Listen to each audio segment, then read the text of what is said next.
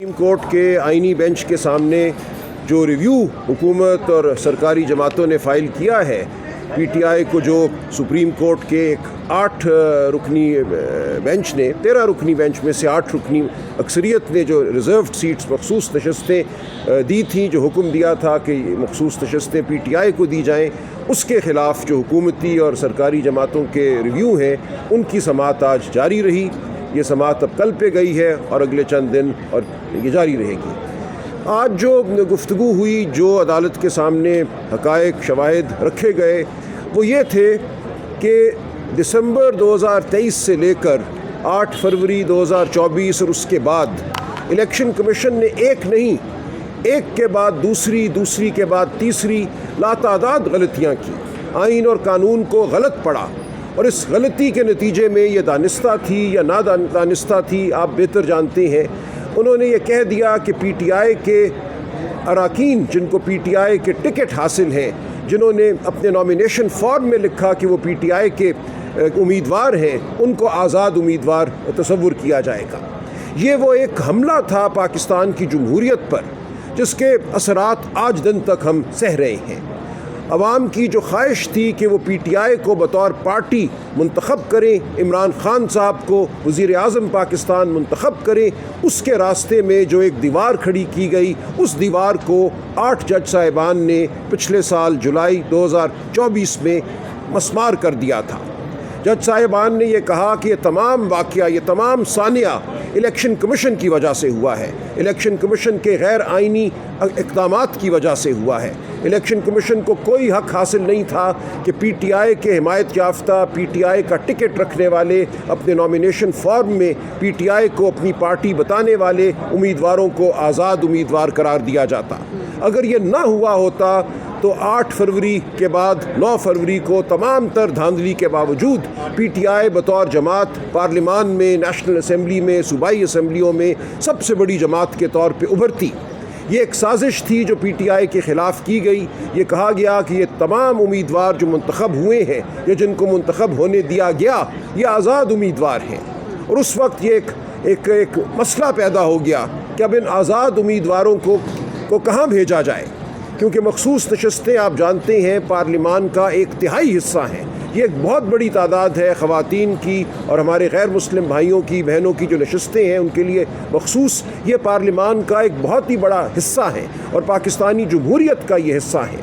اب اگر سب سے بڑی جماعت کو یہ مخصوص نشستیں نہیں دی جاتی اور دیگر جماعتوں میں مخصوص نشستوں کو ریوڑیوں کی طرح بانٹ دیا جاتا ہے تو پارلیمان مکمل طور پہ پاکستان کے عوام کی نمائندہ پارلیمان نہیں رہتی، وہ ایک غیر نمائندہ پارلیمان بن جاتی ہے۔ تو اس وقت یہ مسئلہ ہمارے لیے کھڑا کیا گیا، ہمارے منتخب شدہ امیدواروں کو آزاد امیدوار قرار دے کر ہمیں یہ کہا گیا کہ اب آپ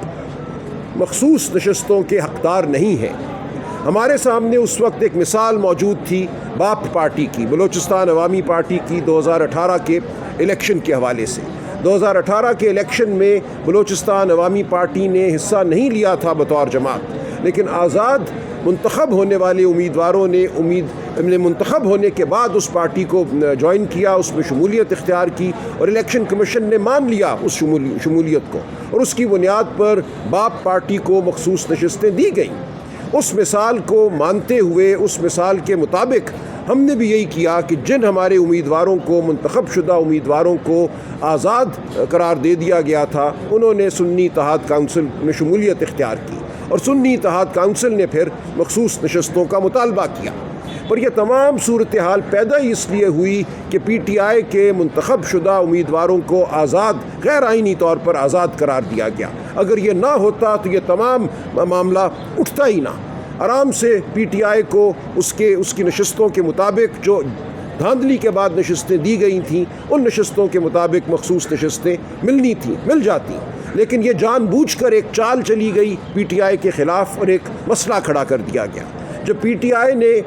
ٹی آئی کے امیدواروں نے، منتخب شدہ امیدواروں نے سنی اتحاد کونسل میں شمولیت اختیار کی تو الیکشن کمیشن نے کہا کہ 2018 میں تو ہم سے غلطی ہو گئی تھی، ہم نے جو باپ پارٹی کو مخصوص نشستیں دی تھیں وہ ہم سنی اتحاد کونسل کو نہیں دیں گے۔ اپنے ہی فیصلے سے منحرف ہوئی الیکشن کمیشن نے کہا آپ کے لیے اب ہم نیا قانون بنائیں گے، 2018 میں قانون کچھ اور ہم نے بنایا تھا، اب ہم آپ کو نشستیں نہیں دیں گے۔ تو اس تمام معاملے کے خلاف ہم پشاور ہائی کورٹ گئے، اس کے بعد ہم سپریم کورٹ میں آئے۔ سپریم کورٹ نے سمجھا کہ پاکستان کی جمہوریت کو ضرورت ہے کہ الیکشن کمیشن نے جو کوتاہیاں کی ہیں، جو آئین کے خلاف اقدام اٹھائے ہیں، ان کو رد کیا جائے اور پاکستان کی عوام کی خواہش کے مطابق یہ مخصوص نشستیں پی ٹی آئی کو دی جائیں۔ تو یہ ایک فیصلہ آیا جو عظیم الشان فیصلہ ہے۔ ہماری تاریخ میں چند فیصلے ہیں جنہوں نے جمہوریت پر حملے کو پسپا کیا ہے، یہ فیصلہ ان فیصلوں میں سے ایک ہے۔ اس کے خلاف آج حکومت، پاکستان مسلم لیگ نون، پیپلز پارٹی، یہ تمام جماعتیں کھڑی ہیں، MQM، یہ تمام جماعتیں یہ چاہتی ہیں کہ وہ نشستیں جو پاکستان کے عوام نے نہیں چاہیں کہ ان کو دی جائیں، جو پاکستان کے عوام نے چاہی ہیں کہ پی ٹی آئی کو دی جائیں، وہ مال غنیمت کے طور پر ان کو دے دی جائیں۔ اس کے خلاف ہم کھڑے ہوئے ہیں۔ ہم سپریم کورٹ سے آج پھر تقاضا کر رہے ہیں کہ جمہوریت کو آگے بڑھائیں، جمہوریت کو فروغ دیں، جو فیصلہ ہو چکا ہے اس فیصلے پر قائم رہیں۔ کچھ نہیں بدلا جولائی 2024 اور آج جب ہم جون 2025 میں کھڑے ہیں۔ تبدیلی اگر آئی ہے تو صرف 26ویں آئینی ترمیم کی تبدیلی آئی ہے۔ اس تبدیلی کے بعد ایک نیا بینچ مقرر کیا گیا جس کو آئینی بینچ کہا جاتا ہے۔ جن جج صاحبان نے وہ فیصلہ دیا تھا ان کی اکثریت کو اس بینچ سے خارج کیا گیا۔ یہ افسوس کا مقام ہے کہ ایک اپنی خواہش کا فیصلہ لینے کے لیے ہم سمجھتے ہیں یہ تمام عمل کیا ان لوگوں نے جو 26ویں آئینی ترمیم کو مرتب کرنے والے ہیں۔ ان سب کا یہ خیال تھا کہ 26ویں آئینی ترمیم کے بعد ہم فوجی عدالتوں کو بھی بحال کرا لیں گے جن کو سپریم کورٹ غیر آئینی کہہ چکی تھی، اور پی ٹی آئی سے مخصوص نشستیں بھی چھین لیں گے۔ ایک ہدف تو حاصل کر چکے۔